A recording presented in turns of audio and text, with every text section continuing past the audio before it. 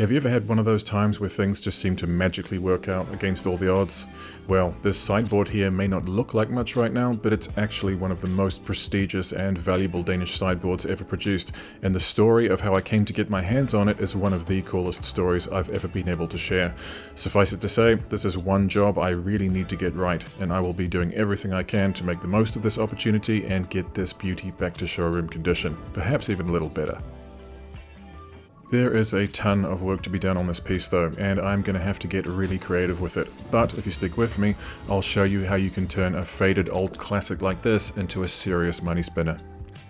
The design is Model 18 by Gunny Orman for Orman Jun Möbelfabrik in Denmark. It was first designed in 1958 and stayed in production until 1986, and it's a design I had been wanting to get my hands on for a while. I did bid on one at auction a few months back, but I ended up winning a different auction, which was the sideboard that ended up becoming Episode 14, and so I had to stop bidding on the other one because I wasn't in a position to buy two. And to be honest, I was actually a little disappointed that I didn't get the one that I really wanted. But it was only a few weeks later that I was randomly contacted by a friend of mine who knew somebody locally who was trying to sell one of these. At first they just wanted me to give an appraisal because it did have some minor damage, but a few weeks later, when it still hadn't sold, they eventually offered it to me for €1,000, and because I had all my money tied up in other furniture at the time, my friend went ahead and even paid for it up front, basically to make sure that I would get the opportunity to restore it. And so in the space of just a few weeks, I went from losing an auction and wondering if I would ever get another chance to get one, to having one land in my lap without even having to look for it. Matthias does estate clearances, and although he didn't want to be on camera, he definitely has one of the more interesting front yards in the neighborhood. But in any case, big thank you to Matthias for helping me out on this one. Getting back to the sideboard itself, I am using paint stripper as always to strip the teak veneer and pull all of the oil out of it. This would have originally been a Danish oil finish, and it doesn't look like it's ever been sanded or refinished to any significant degree, although some of the veneer seemed a little on the thin side. In any case, I always find that paint stripper is the most optimal tool for cleaning the wood and pulling all of the oil and contaminants out of it, giving you much more of a blank canvas to work with going forward.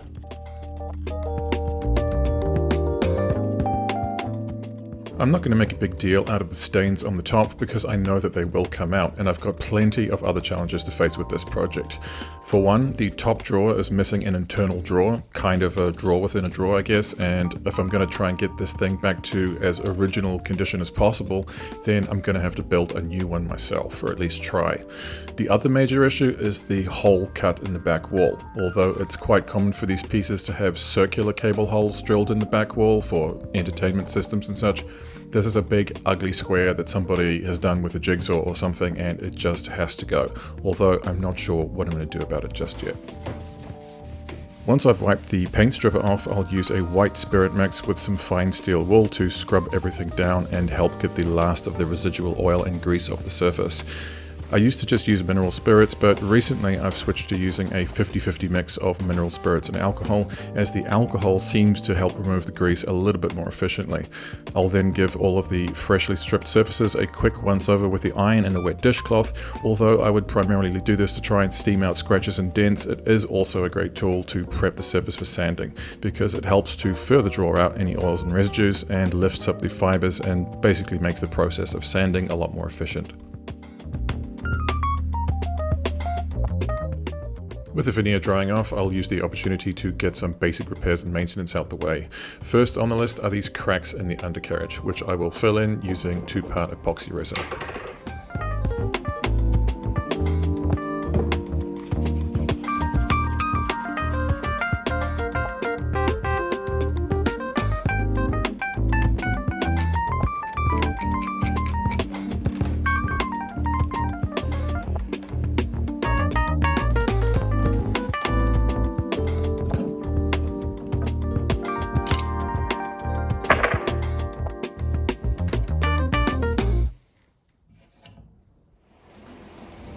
My basic plan with this project is to get all of the easy stuff out the way first, so basically all of the sanding and finishing, and then move on to the more challenging parts of the job. I'll start using 150 grit sanding pads on the main body panels, really just to lift off that top layer and open up the grain ready for treatment with bleach. As we saw at the beginning, there are some minor water and oil stains on the top, but I don't think they'll need any more than one treatment.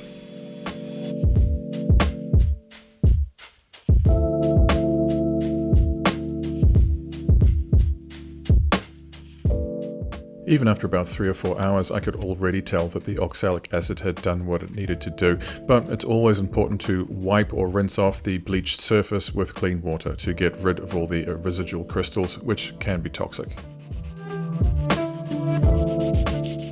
One thing I really enjoy with these projects is the hand sanding these curved stylized moldings, which are typically carved from solid teak when it comes to this style of furniture. It can be a lot of work, and there are definitely days where I would appreciate having one of those surf prep sanders that everybody else on YouTube is using, but I also think that there are times where it's important to physically have a piece of sandpaper in your hand and really feel the curves and the contours as you work them smooth again. Once the top layer is removed and any scratches are gone, I'll switch to the 180 grit sanding sponge to make sure that the original curves and contours of the design are retained without any edges or flat spots from oversanding. It also comes in pretty handy for situations like this.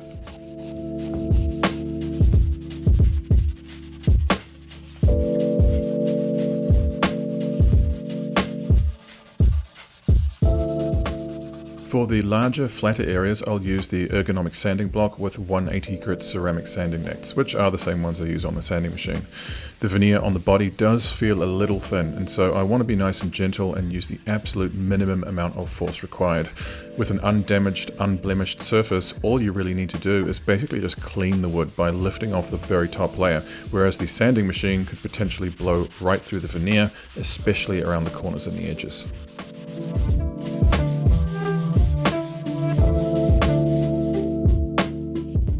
If I can, I'll use a soldering iron or a regular steam iron to draw out the little scratches or dents like these, but it's not always possible to draw them out completely, and so I'll use some instant wood filler to compensate. It won't necessarily be a perfect result every time, but when the job is done, it will camouflage these little imperfections to the point where the eye is no longer drawn to them. Because I plan to refinish the interior, I'm also going to give it a quick once over with the sanding sponge, although again, it's really more cleaning and refreshing than anything else. I'm also going to give the underside a quick sand with the machine, because even though it's not necessary and probably won't ever be seen, it has been finished with Sapele mahogany veneer, and so I think it's worth doing. Because the overall condition of the veneer on this piece is generally quite good, I did give it a wipe down with mineral spirits to see what it would look like with a clear finish and no wood stain. But although I was tempted to finish it without stain, I ultimately decided that I did want it just a little bit darker, and so I decided to mix up a custom blend of my favorite oil-based wood stains.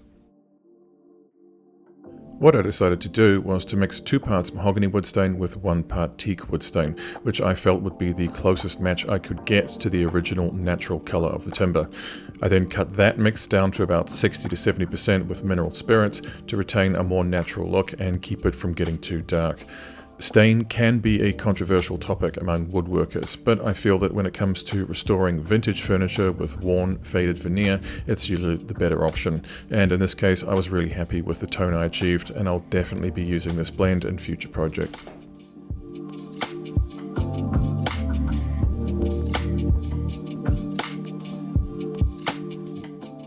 Before I can move on to the final finish though, I need to address a couple of things. Number one is the epoxy repairs on the corners. I'll use a combination of fine tip brush and regular furniture markers to approximate a wood grain effect so that the repair disappears, at least to the point where it no longer draws attention.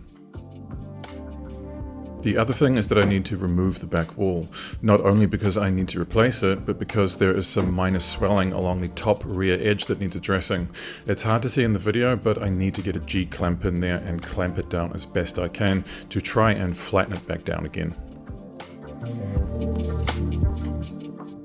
I may not be able to get it completely flat again, and I'll definitely have to use a wrench and push the clamp beyond its normal limits, but I should be able to flatten it out to the point where it's not noticeable to the naked eye. I'll use high density plywood as clamping blocks with baking paper to prevent scratching.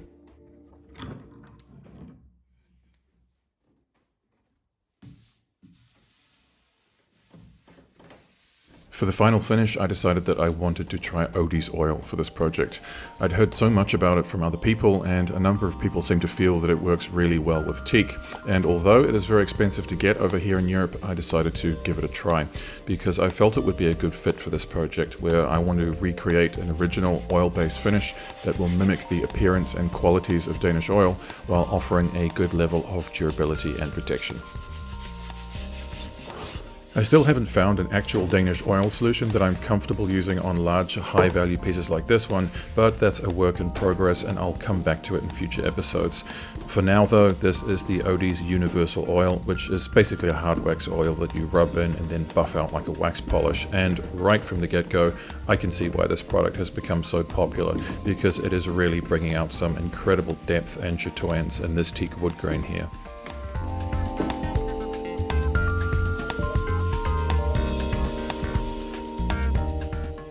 I also ordered some of the iron oxide pigment from Odie's, and after I'd applied 2 coats of the oil, I made a small batch of heavily pigmented oil to try and add some detailing and some contrast. This is definitely an experiment and I'm not sure how well it will work, but I think that having a bit of contrast and definition can add an air of finesse and luxuriousness to a piece, and so we'll see how it goes. I want to highlight the iconic design features in this piece, being the signature door pulls and the flowing lines of the undercarriage with the tapered and splayed legs.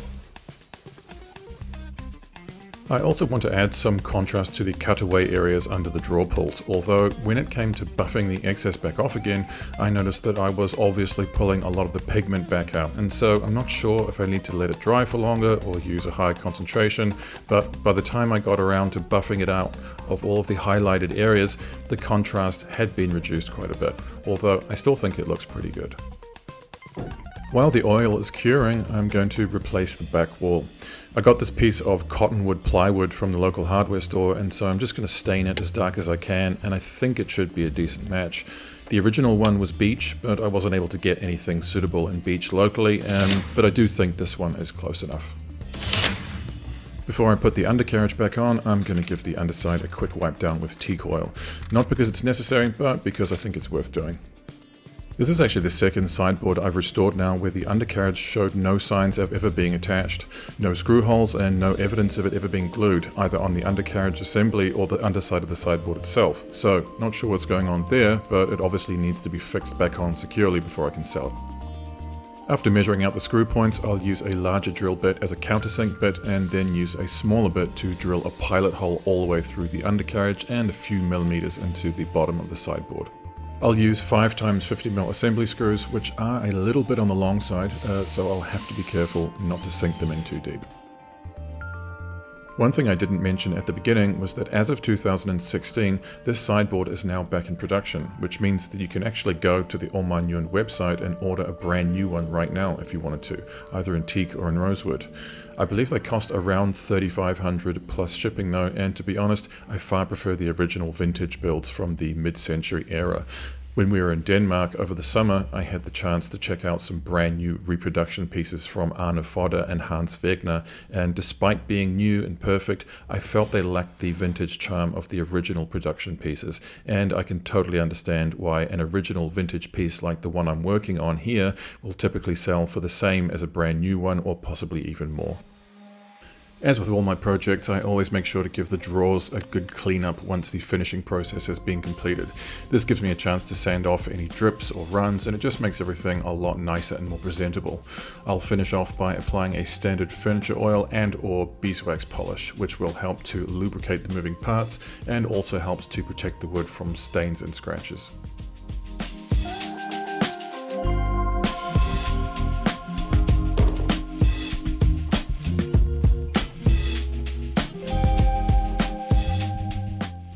I'm also swapping out the felt lining from the top drawer because it will need to match the new felt that I'll be using in the tray that I'm building, and I'll also be adding some felt lining to the second drawer, as I've seen it in other examples of this design and I think it looks nicer.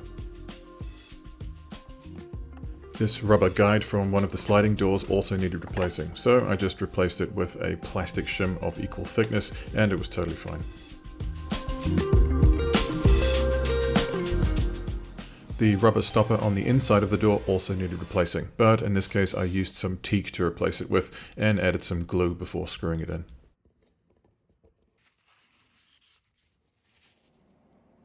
In order to try and make that little internal tray, I picked up some beech laminate board from the local hardware store, which wasn't really optimal for this job, but it was really all that was readily available in this area. And so after sanding it with the machine, I'm going to have to mill it down quite a bit to replicate the approximate proportions that I think I'm aiming for with this component here. Lucky for me, I have a friend who has his workshop in the same building as mine, and so I was able to use some of his larger industrial machines to help get the job done. After cutting the board into strips, I put it through the thicknesser to mill it down to about 12 millimeters, but because it is an older machine and we want to preserve the blades, I wasn't able to mill off any more than about 1 millimeter per pass, and so this whole process took about 90 minutes in total.